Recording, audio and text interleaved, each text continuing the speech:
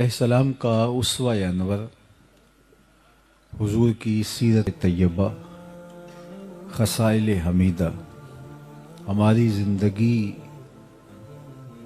اور ہمارے شب و روز کو بہتر بنانے کا ایک ایسا ذریعہ ہے کہ اگر ہم اپنے اطوار کو، اپنی عادات کو، اپنے رویوں کو، اپنے طرز معاشرت کو، انداز حیات کو ان کے اسوہ نور کے سانچے میں ڈھال دیں تو ایک خوبصورت، پاکیزہ اور منور تاباں زندگی حاصل کر پائیں گے۔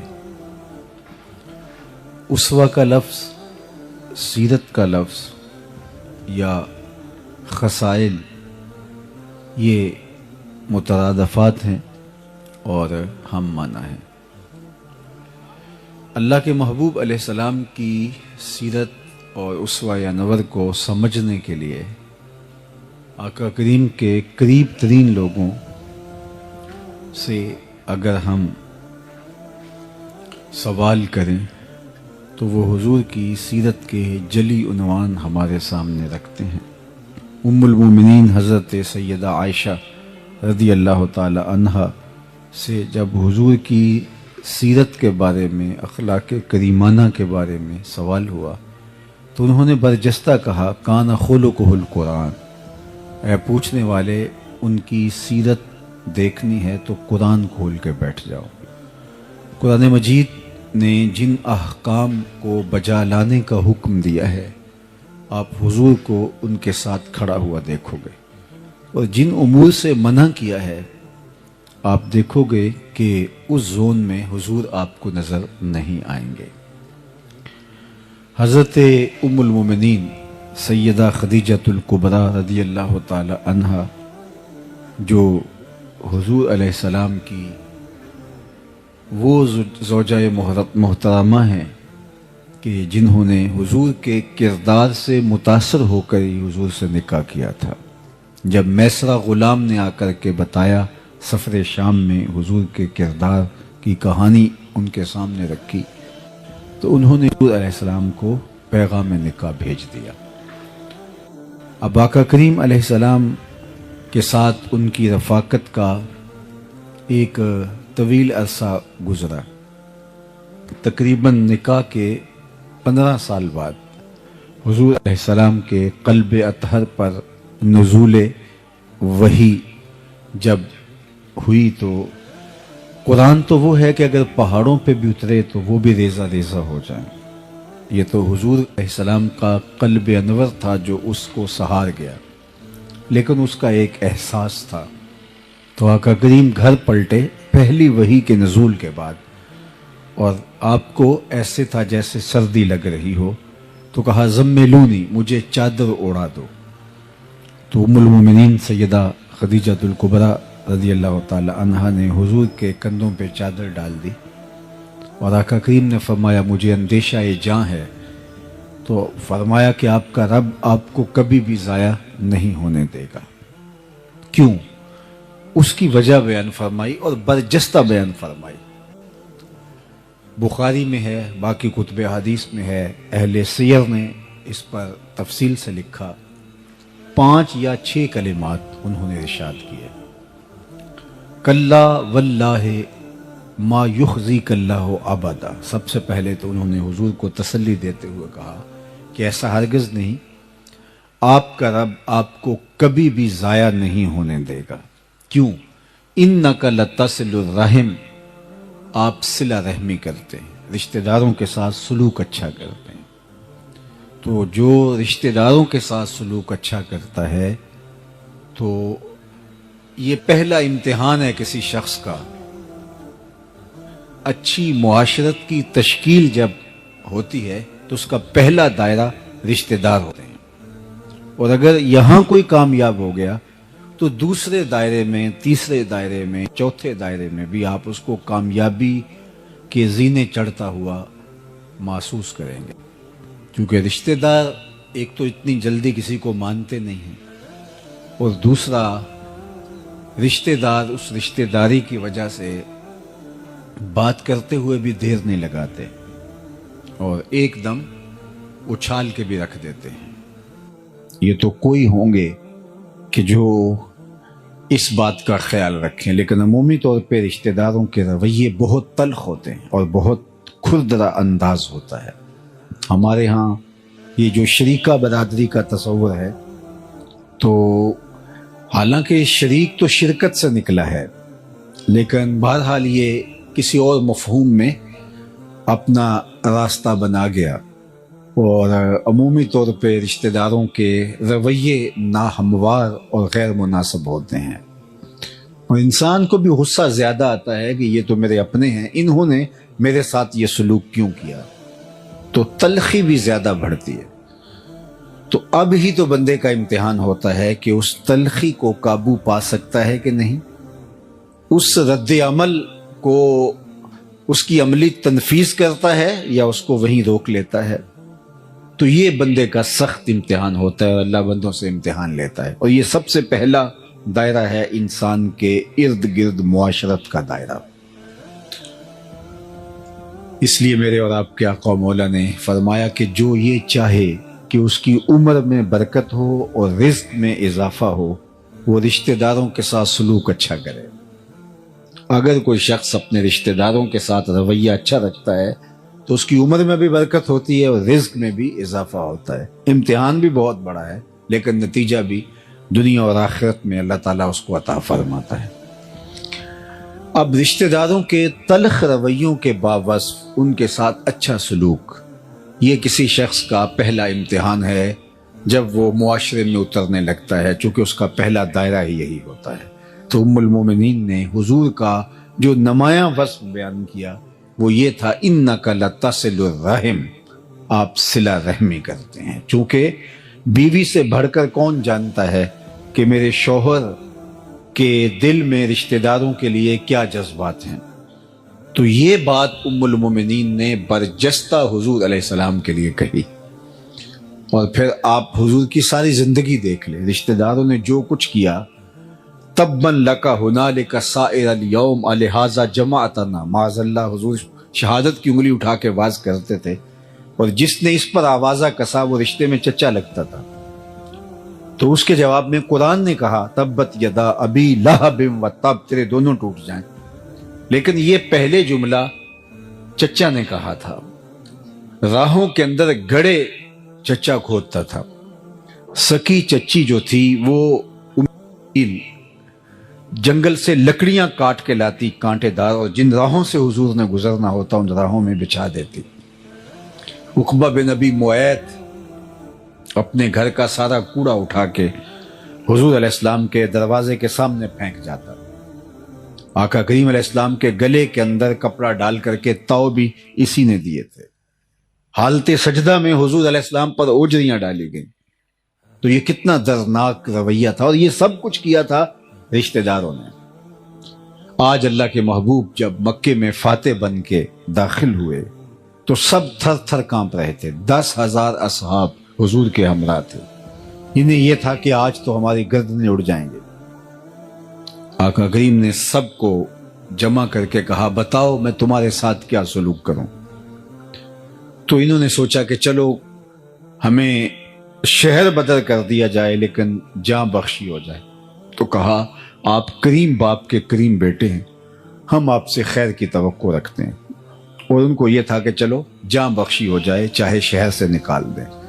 لیکن ان کی آنکھیں پھٹی کی پھٹی رہ گئیں جب میرے اور آپ کے آقا و مولا حضور رحمت عالم نے فرمایا اذهبوا انتم الطلقاء، جاؤ تم آج کے بعد سارے آزاد ہو، اور میں تمہیں وہی کہوں گا جو میرے بھائی یوسف علیہ السلام نے اپنے بھائیوں کو کہا تھا، لا تثریب علیکم اليوم، آج تمہارے اوپر کوئی مؤاخذہ نہیں۔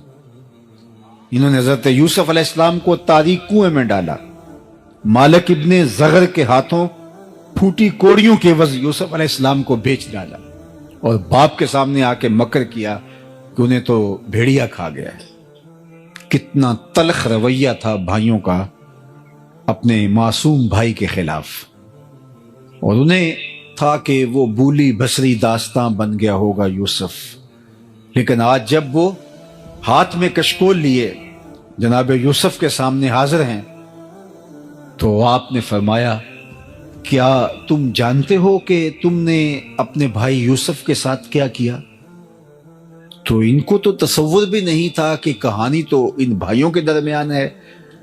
باپ کو یہ کہا کہ اس کو بھیڑیا کھا گیا ہے، عزیز مصر کہہ رہا ہے کہ تمہیں پتا ہے تم نے اپنے بھائی کے ساتھ کیا کیا. تو ایک دم ماضی کی ساری پرتیں کھلنے لگی اور حضرت عزیز مصر کے چہرے میں ان کو یوسف کے خد و خال دکھائی دینے لگے اور ادھر اندر خوف بھی اترنے لگا. اللہ اکبر. قرآن مجید میں یہ مقام اٹھائیے تو وہ ڈر سے گئے، ہونٹ کپ کپا رہے ہیں، اور عزیز مصر کے چہرے پر یوسف کے خد و خال دیکھ کر کے کہتے انکا لانت یوسف. اللہ اکبر. آپ یوسف ہیں. یہاں جو لفظ ہے انکا لانت یوسف، آپ یوسف ہیں. قال انا یوسف، کہا میں ہی یوسف ہوں اور یہ میرا بھائی ہے. حضرت بنیامین پاس بیٹھے تھے اور پھر فرمایا اب ایک لمحے کی اذیت سے وہ گزرے کہ اب کیا ہوتا ہے. ساتھ ہی کہہ دیا لا تثریب علیکم اليوم، پریشان نہیں ہونا، تمہارے اوپر آج کوئی مواخذہ نہیں ہوگا.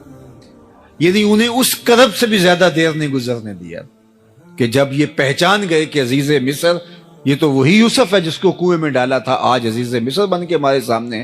تو بھائیوں کی حالت غیر ہو رہی تھی اور زبان میں لکنت پیدا ہو رہی تھی، آواز گلے میں پھنس رہی تھی، نکل نہیں رہی تھی. انک لانت یوسف، آپ یوسف ہیں. اللہ اکبر. تو حضرت یوسف میں یوسف ہوں، لیکن ساتھ ایک لمحے کے تاخر کے بغیر کہا لا تثریب علیکم اليوم. تو اللہ کے محبوب علیہ السلام نے فرمایا کہ میں آج تم سے وہی کہوں گا جو میرے بھائی یوسف نے اپنے بھائیوں سے کہا تھا، آج تم سے کوئی مواخذہ نہیں کیا جائے گا. عثمان بن طلحہ یہ کعبۃ اللہ کا کلید بردار تھا اور اللہ کے محبوب علیہ السلام نے اس سے کہا کہ کعبۃ اللہ کا دروازہ کھولو، میں اندر جا کے نوافل ادا کرنا چاہتا ہوں، نماز پڑھنا چاہتا ہوں، اللہ کے حضور سجدہ ریز ہونا چاہتا ہوں. اس نے انکار کر دیا، نہیں میں آپ کے لیے کعبہ کا دروازہ نہیں کھول سکتا. وقت گزر گیا، آج حضور فاتح بن کے داخل ہوئے تو فرمایا این عثمان بن طلحہ، عثمان بن طلحہ کہاں ہے؟ تو کپ کپاتا ہوا حاضر ہوا. فرمایا لاؤ کعبۃ اللہ کی کلید. دروازہ کھولا، حضور اندر اترے، بتوں کو توڑا، سجدہ ریزیاں کی اللہ کے حضور، واپس پلٹے تو سب صحابہ منتظر تھے کہ یہ دیکھیے اعزاز کس کو ملتا ہے. عثمان بن طلحہ کو تو دوبارہ چابی نہیں ملے گی، اب دیکھیے کس کا مقدر کھلتا ہے اور یہ اعزاز کعبۃ اللہ کی کلید برداری کا اعزاز کس کو ملتا ہے. سب حسرتیں لیے کھڑے تھے، لیکن حضور جب باہر تشریف لائے فرمایا عثمان بن طلحہ کہاں ہے؟ تو حاضر خدمت ہوا تو حضور نے اس کے ہاتھ میں چابی رکھتے ہوئے فرمایا یہ چابی میں تم کو دے رہا ہوں، قیامت تک یہ چابی تیری نسلوں سے بھی کوئی نہیں چھین سکے گا سوائے ظالم کے. آج بھی یہ جو شیبی خاندان ہے کعبۃ اللہ کا کلید بردار، یہ حضرت عثمان بن طلحہ کی اولاد سے ہے.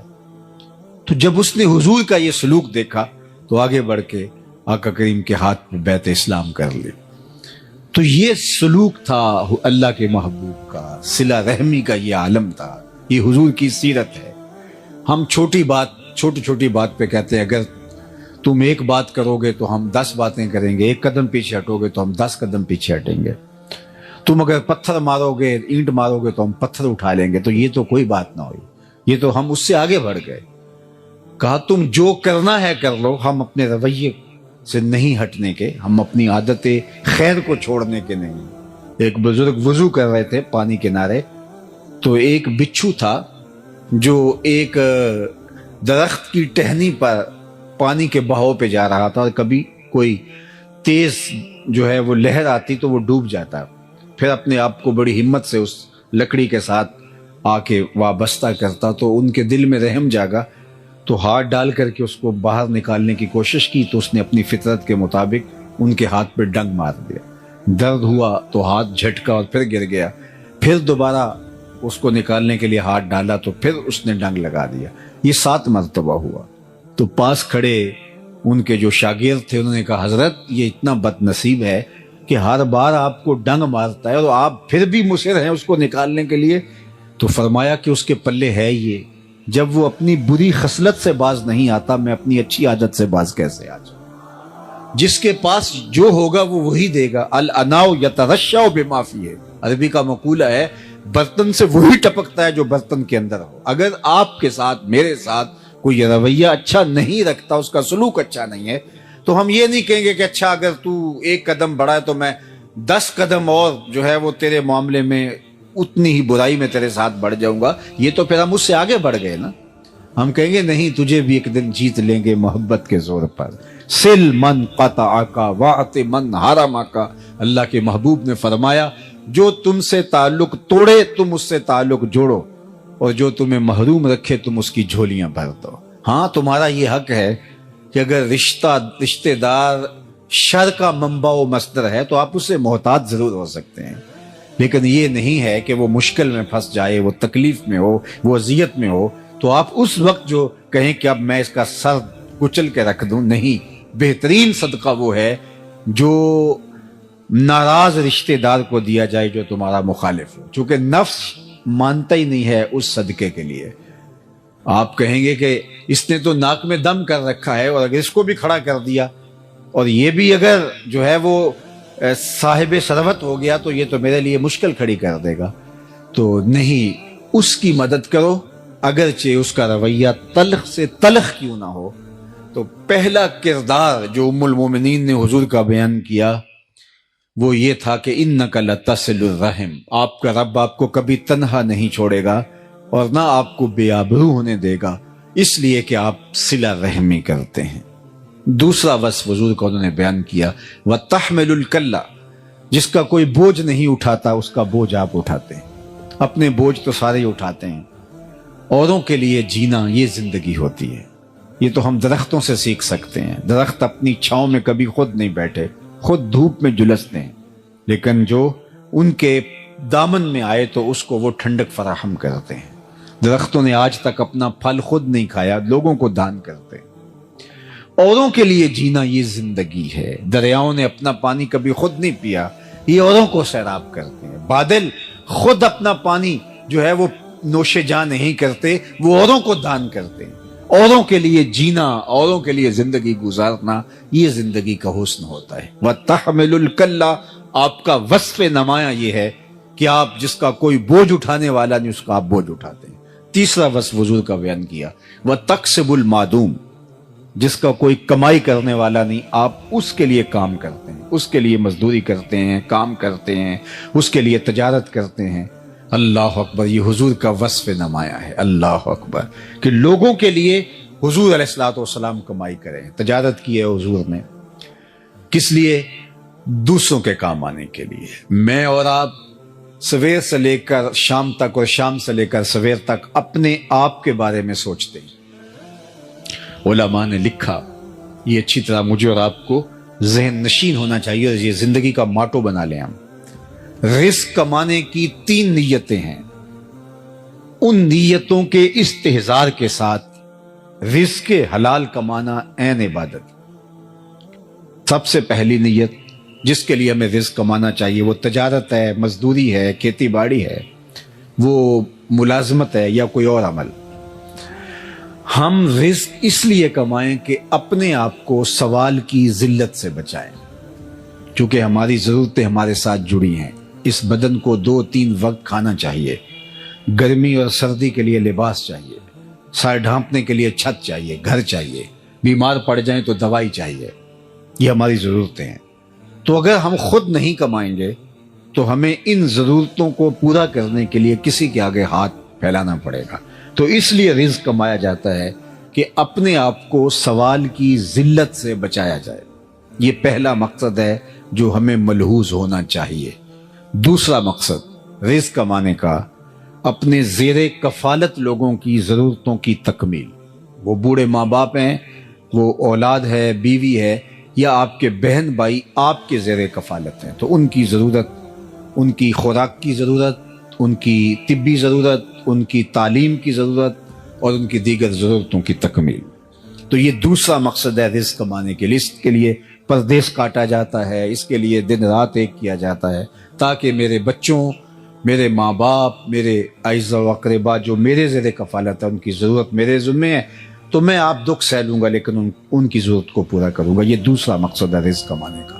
تیسرا مقصد رزق کمانے کا یہ ہے، اور یہ ہماری نیت میں شامل ہونا چاہیے کہ اللہ تو مجھے میری ضرورت اور میرے زیر کفالت لوگوں کی ضرورت سے اگر زیادہ عطا کرے گا تو میں ان کی ضرورت پورا کروں گا، ان کی ضرورت کی تکمیل کروں گا جو کسی وجہ سے کما نہیں سکتے، اپاہج ہیں، لاچار ہیں، اراملہ ہیں، مساکین ہیں، یتاما ہیں، غربا ہیں، مفلوق الحال ہیں، کثیر العیال ہیں، کوئی بھی سبب ہے جس کی وجہ سے ان کی ضرورتیں پوری نہیں ہوتی۔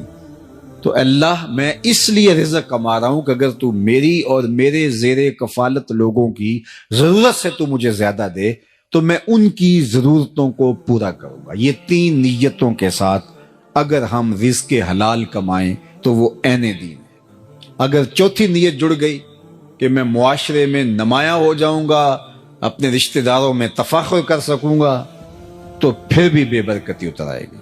اور اگر اس رزق کے ذریعے سے عیش و عشرت کروں گا، اپنی ناجائز خواہشات کی تکمیل کروں گا، یہ تو خیر بدترین صورتحال ہے۔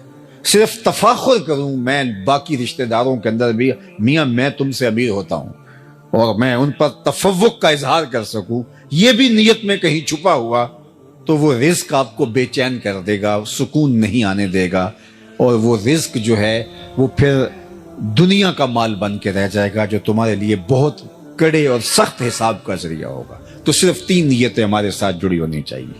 اللہ مجھے رزق دے، میں اپنی ضرورت کو پورا کروں، میں اپنے بچوں کی، اپنے زیر کفالت لوگوں کی ضرورت کو پورا کروں، اور اگر تو مجھے میری اور میرے بچوں کی ضرورت سے زیادہ عطا کرے تو پھر میں معاشرے کے ان لوگوں کی ضرورت کو پورا کروں جو کسی وجہ سے اپنی ضروریات کی تکمیل نہیں کر پاتے۔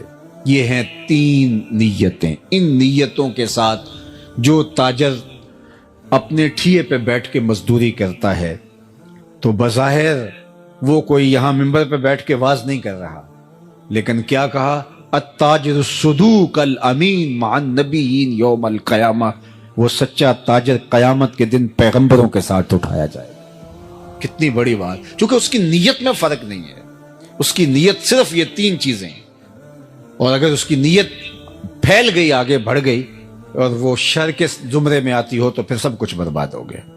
اسی طرح وہ مزدوری کرتا ہے تو القاسب حبیب اللہ، وہ مزدوری کرنے والا اللہ کا حبیب ہے، یہاں تک کہ جو اس کو تھکن لگتی ہے مزدوری کرتے ہوئے، کاروبار کرتے ہوئے، حتیٰ کہ ذہنی تھکن ہوتی ہے اس کو جو کاروباری مصروفیات کی وجہ سے، لوگوں کے تلخ رویے ہیں کاروبار میں سہنے پڑتے ہیں، تو اس کا بھی اللہ اس کو اجر عطا کرتا ہے۔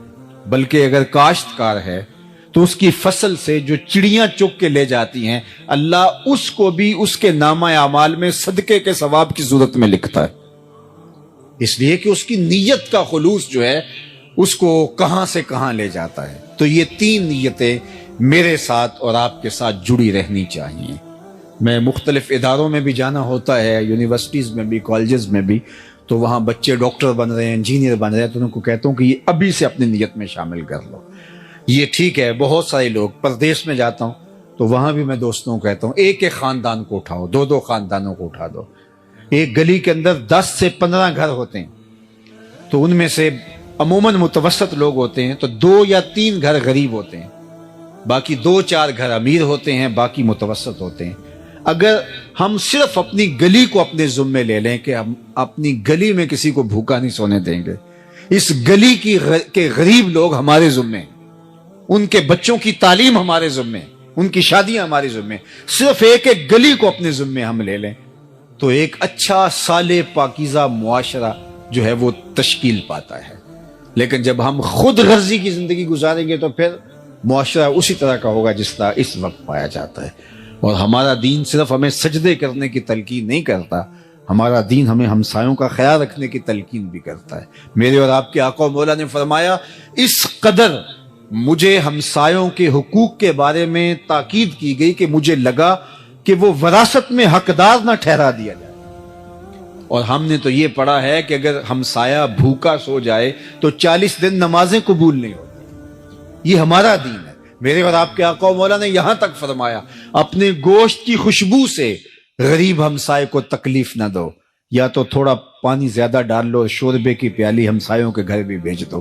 اور اگر ایسا نہیں کر سکتے تو ایسے زاویے میں، ایسے وقت میں، ایسی جگہ پہ اس کو پکاؤ کہ غریب تک اس کی مہک نہ پہنچ سکے. بچے تو بچے ہیں، ضد کر بیٹھے تو ان بچوں کی ضد کو کون پورا کرے گا؟ دوپہر کو سلا دیتی ہے بچوں کو وہ اس ڈر سے گلی میں پھر کھلونے بیچنے والا نہ آ جائے. اپنی دولت کی نمائش نہ کریں کہ لوگ اذیت میں مبتلا ہو جائیں. میں نے تو فقہا سے یہ بھی جو ہے وہ سنا ہے کہ آپ حج اور عمرہ کر کے آتے ہیں تو اس کی بھی بار بار لوگوں کو باتیں نہ سنائیں کہ غریب آدمی اس سے بھی جو ہے وہ اذیت میں آئے گا کہ میرے پاس بھی یہ چیزیں ہوتی تو میں بھی جو ہے وہ چلا جاتا، تو وہ بھی اذیت میں آ جائے گا. اس طرح کسی نے کہا تھا امیر آدمی آسائش نہ چھوڑے نمائش چھوڑ دیں تو غریبوں کی جان سوکھی ہو سکتی ہے. تو ہمیں ان 3 نیتوں کے استحضار کے ساتھ رزق کمانے کی تلقین کی گئی ہے.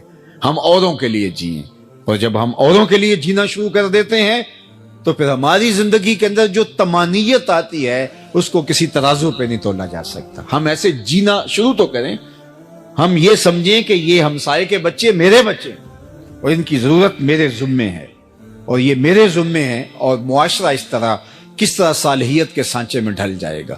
مساجد کی انجمنیں جو ہیں یہ صرف اپنا سارا زور مولوی صاحب کے اوپر نہ دیں کہ ان کو کس طرح ہم نے قابو میں رکھنا ہے. یہ پورے محلے کو دیکھیں کوئی غریب بھوکا تو نہیں سوتا، یہ ذمہ داری ہے اس کی، یہ اس کے منصب کے اندر شامل ہے. اسی طرح جو زعماء ہیں، سیاسی زعماء ہیں معاشرے میں جن کو اللہ تعالیٰ نے مقام دیا ہے، صرف یہ نہیں ہے کہ بندہ خود کر سکتا ہو. اللہ نے ان لوگوں کی بھی مذمت کی ہے کہ جو خود تو نہیں کر سکتا لیکن دوسروں کو بھی اس کی ترغیب نہیں دیتا تو وہ بھی پکڑا جائے گا. وَلَا يَحُضُّ عَلَىٰ طَعَامِ الْمِسْكِينِ فَوَيْلٌ لِّلْمُصَلِّينَ الَّذِينَ هُمْ عَنْ صَلَاتِهِمْ سَاهُونَ الَّذِينَ هُمْ يُرَاءُونَ وَيَمْنَعُونَ الْمَاعُونَ. تو یہاں پہلے فرمایا کہ أَرَأَيْتَ الَّذِي يُكَذِّبُ بِالدِّينِ فَذَلِكَ الَّذِي يَدُعُّ الْيَتِيمَ وَلَا يَحُضُّ عَلَىٰ طَعَامِ الْمِسْكِينِ کہ یہ وہ بد نصیب شخص ہے جو لوگوں کو ترغیب نہیں دیتا کہ فلاں یار غریب ہے اس کی مدد کو پہنچو. خود اس کے پاس دولت ہے، وہ تو بہت بڑے امتحان میں ہے، اس کو تو ڈھونڈ کر کے دینا چاہیے، لیکن وہ خود اس اہلیت میں نہیں ہے کہ وہ لوگوں کی مدد کر سکے. لیکن وہ لوگ جو غریب ہیں وہ اس کی نظر میں ہیں اور اس کا اثر ان پہ بھی چلتا ہے جو صاحب ثروت ہیں. تو وہ ان کو اگر نہیں کہتا، وہ کہتا ہے مجھے کیا لگے اور میں ان کا احسان اپنے اوپر کیوں لوں، ان کو ترغیب دے کہ ان کی مدد کرواؤں، مجھے کیا لگے. تو اللہ تعالیٰ نے سورہ الماعون کے اندر جہاں مذمت کی منافقوں کی، وہاں اس کی بھی کی کہ اس کی بد نصیبی کیا ہے، وَلَا يَحُضُّ عَلَىٰ طَعَامِ الْمِسْكِينِ. اور سورہ البلد کے اندر فرمایا أَلَمْ نَجْعَلْ لَهُ عَيْنَيْنِ وَلِسَانًا وَشَفَتَيْنِ وَهَدَيْنَاهُ النَّجْدَيْنِ فَلَاقْتَحَمَ الْعَقَبَةَ وَمَا أَدْرَاكَ مَا الْعَقَبَةُ فَكُّ رَقَبَةٍ أَوْ إِطْعَامٌ فِي يَوْمٍ ذِي مَسْغَبَةٍ يَتِيمًا ذَا مَقْرَبَةٍ. وہاں ارشاد فرمایا کہ ہم نے تمہیں 2 آنکھیں دی ہے، دیکھا تو ایک سے بھی جا سکتا تھا، تجھے 2 کان دیے ہیں سننے کے لیے، تجھے 2 ہونٹ دیے ہیں، لیکن تو ان کے حق میں کیوں نہیں بولا، تو نے ان کی غربت کی آواز دوسروں تک کیوں نہیں پہنچائی. تو یہ ہماری ذمہ داریوں میں شامل ہے کہ ہم اپنے اعتراف پہ غور کریں کہ کوئی بندہ اگر بھوکا مر گیا تو وہ بوجھ ہمارے ذمے ہے. لیکن ہماری بے حسی، پوری دنیا کی بے حسی نے آج انسانیت کو خانوں میں بانٹ دیا ہے. بلکہ میں تو کہتا ہوں یہ جو الگ الگ اچھے ٹاؤنز بن رہے ہیں، یہ بھی غریبوں اور امیروں کی بستیاں الگ الگ ہو رہی. ڈیفنس میں اور طرح کے لوگ آباد ہیں، غریب محلوں میں اور طرح کے لوگ آباد ہیں. تو بستیاں الگ ہو رہی ہیں، لوگ امیر غریب ان کے اندر جو ہے وہ لمبی لکیریں کھینچی جا رہی ہیں. اور ہمیں جو زندگی دی گئی تھی وہ ترغیب کی زندگی دی گئی. تو اپنے لیے جینا کمال نہیں ہے، اوروں کے لیے جینا کمال ہے. تو یہ حضور کا وصف نمایاں ہے جو ام المومنین نے بیان کیا. وَتَقْسِبُ الْمَعْدُومَ، جس کا کوئی کمائی کرنے والا نہیں، آپ اس کی کمائی کرتے ہیں. سیرت اس لیے نہیں ہوتی، یا میلاد اس لیے نہیں ہوتا، یا جلسہ اس لیے نہیں ہوتا، یا تقریر اس لیے نہیں ہوتی کہ میں تقریر کروں اور آپ نعرے لگاتے تھکے نہ اور آپ کہیں کمال کر دیا، کبھی پھول پھینکے کبھی نوٹ پھینکے. یہ مجھے اور آپ کو بھولا ہوا سبق یاد دلانا ہوتا ہے، اپنے آپ کو بھی اور آپ کو بھی۔ مجھے اس سیرت کے عنوان سے اپنے لیے ڈھونڈنا ہے کہ میرے اور آقا و مولا جن پہ ہم درود پڑھتے ہیں ان کی تو زندگی یہ تھی، تو کیا میں ان کی زندگی کے کتنا قریب ہوں، میرے اندر کہاں تک ہے یہ، میں نے زندگی میں کتنے دکھیوں کو، کتنے تکلیف میں پھنسے ہوئے لوگوں کی مدد کی۔ اللہ اکبر۔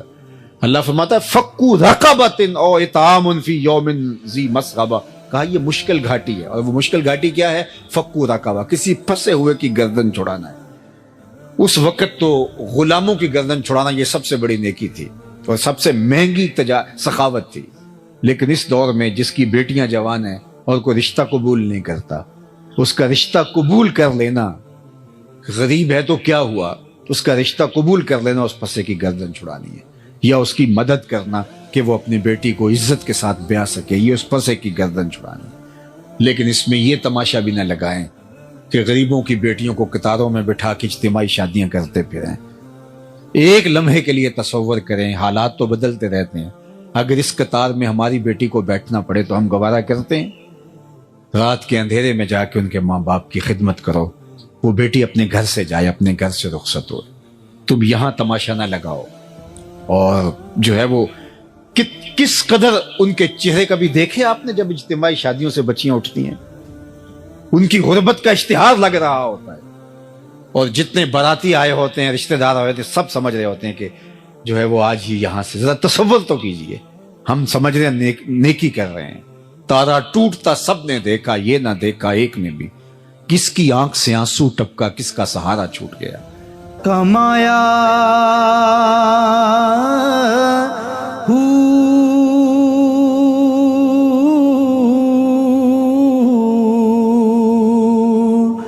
نام بھج مسیتی وڑیا